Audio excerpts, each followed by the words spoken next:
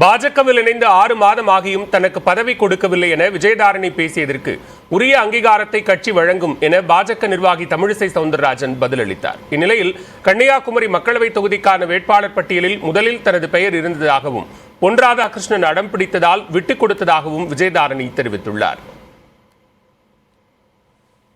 என்ன தேவை? ஏதோ ஒரு பதவி தேவை. 6 மாசம் ஆயிடுச்சு, பிரச்சனை இல்லை. நீங்களாம் இருக்கீங்க, எல்லாரும் பேசி எனக்கு எல்லாம் நல்லது பண்ணுவீங்க.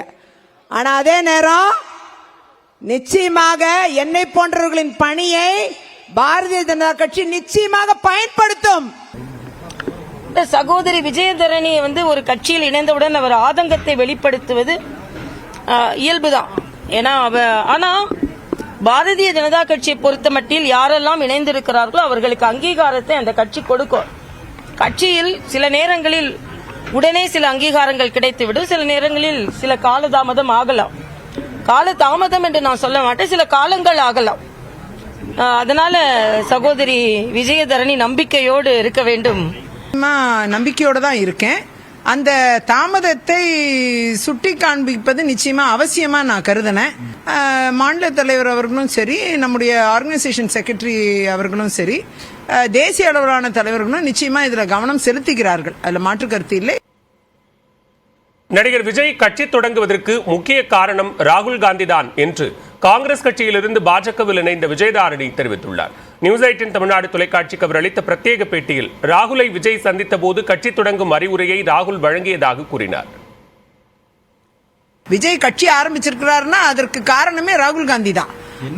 நீங்க ராகுல் காந்தி அவர்களை போய் பார்க்க போயிருந்தப்ப காங்கிரஸ்ல ஒரு பொறுப்பு தான் கேட்டிருந்தாரு.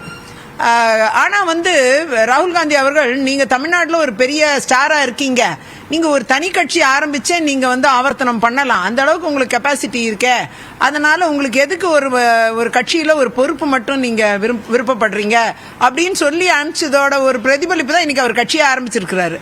அதான் உண்மை. அதாவது சில ஆண்டுகளுக்கு முன்பாக நடந்த சந்திப்புல இவர் காங்கிரஸ்ல பொறுப்பு கேட்டாரா?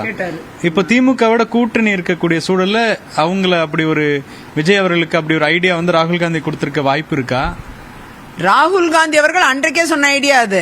அன்னைக்கே விஜய்க்கு நீங்க ஒரு கட்சி ஆரம்பிக்க கூடாதுன்னு சொன்னது. நான் காங்கிரஸ் இருந்ததால உண்மை எனக்கு தெரியும். நான் அதனாலதான் அந்த உண்மையை சொல்றேன். ஆகையால உங்களுக்கு ஒரு கட்சியை ஆரம்பிக்கிற ஒரு திறன் இருக்கும்போது நீங்க ஒரு கட்சியை ஆரம்பிக்கலாமே அப்படிங்கறத ராகுல் காந்தி அவர்கள் சொன்னதால தான் அவர் கட்சியை ஆரம்பிச்சிருக்கிறாரு.